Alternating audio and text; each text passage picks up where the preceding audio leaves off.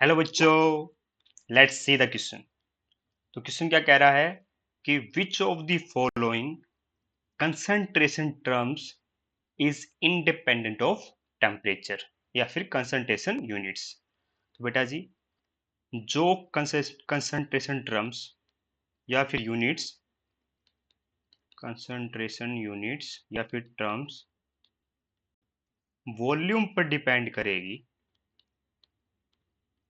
वो सारी टेम्परेचर पे भी डिपेंड करेगी। क्यों? क्योंकि टेम्परेचर पर वॉल्यूम डिपेंडेंट होती है। तो बस हमें ये देखना है कि हर टर्म में कि वॉल्यूम कहाँ नहीं आ रही है, वो इंडिपेंडेंट हो जाएगी। तो सबसे पहले बात करते हैं नॉर्मेलिटी की। तो नॉर्मेलिटी क्या होती है बेटा जी?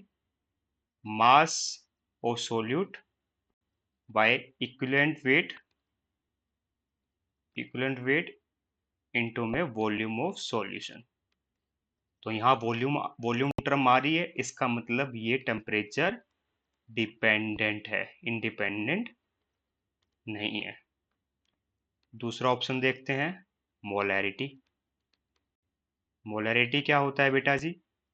मोलैरिटी होता है number of moles of solute by volume of solution in litre. तो यहाँ भी वॉल्यूम आ रहा है, मतलब मोलैरिटी वॉल्यूम पे डिपेंड करती है, तो ये भी टेम्परेचर पे डिपेंडेंट हो गया। तीसरी टर्म क्या है? तीसरी टर्म है बेटा जी मोलैलिटी। मोलैलिटी, तो मोलैलिटी क्या होती है? Number of moles of solute by mass of solvent in KG. Mass of solvent by KG.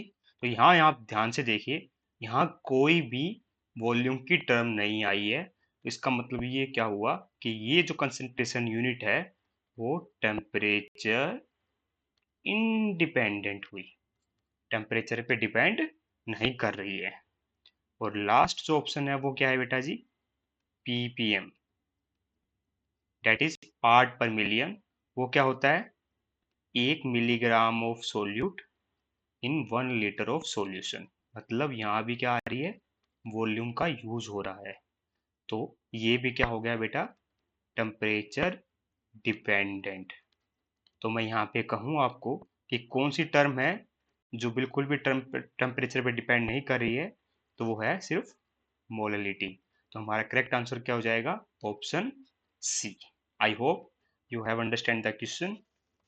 All the best.